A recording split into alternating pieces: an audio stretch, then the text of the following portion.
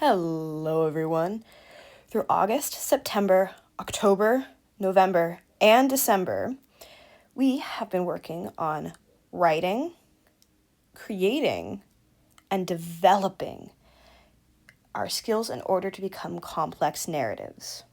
Our skills or tools might be shiny or rusty. They might be brand new, or they might be passed down through generations.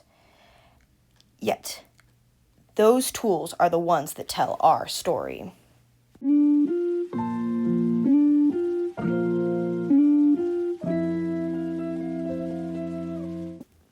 Tone is often used in writing to set the mood and how we feel while we read. It's often the driving factor for our emotions. An example of this was in my CNF video with Cameron and Espen. We use an upbeat, funny mood through the choice of having the pop quiz skit. B. BDSM. C. Cannibalism. D. Incest. E. Exhibitionism. Or F. Furry. To me, tone has always been a fun way to connect the readers to the story, as I feel like it's a skill I've somewhat mastered. Through laughter or through tears, we can all resonate with emotions, and tone is the driving force for that.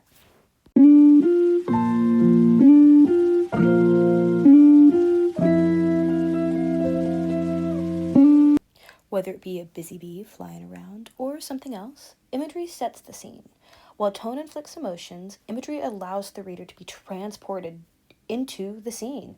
This is really important because if you can't picture a place, the mind is left wondering. Imagery is a tool I feel like I love a lot and I use very, very often. The first time I used it this year was actually in my Sunlight and Time essay. Whether it be the sunlight bouncing off the metal forge or the crisp air that fills my lungs. Whether it be the clank clank of the metal sound, or as the burning too bright and panic sets in, or the fiery flames, imagery is used to depict the scene. Heavily inspired by many of the fantasy books I read, being transported into a new world is honestly one of my favorite things, and the best way to do that is through imagery and describing the place.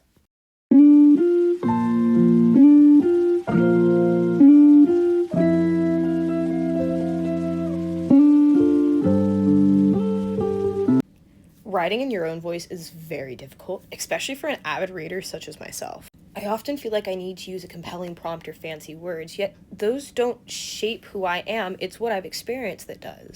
I feel like this is really shown through my book blurb. I'm able to use creative words like painted, sketched, or creating, while still using simpler words to fit the high school setting. This has allowed me to grow and find my own author's voice in a more compelling way that fits the lifestyle of me.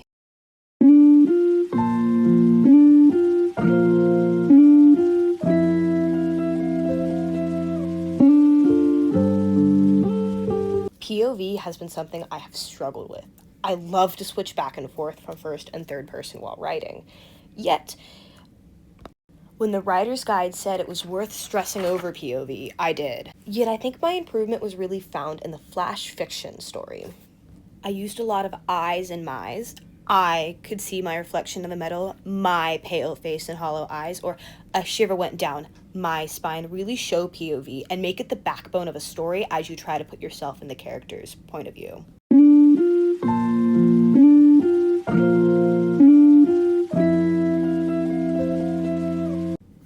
Storytelling is a hard thing to accomplish. You need characters, you need plot, you need themes, you need a setting, you need climax and resolution, and it's so more daunting than I originally thought. And I feel like I did this very good in my research paper. I took a lot of facts and had to mix it in with the story, and I got to develop characters like the grandma and her life of learning this technology, and it was a lot more fun than I had originally planned. Was it perfect? By no means, but I learned a lot. Going from an old grandma with weary bones to an excited child in the past really sparked a joy as writing, as it reminds me a lot of myself and my family passing down stories.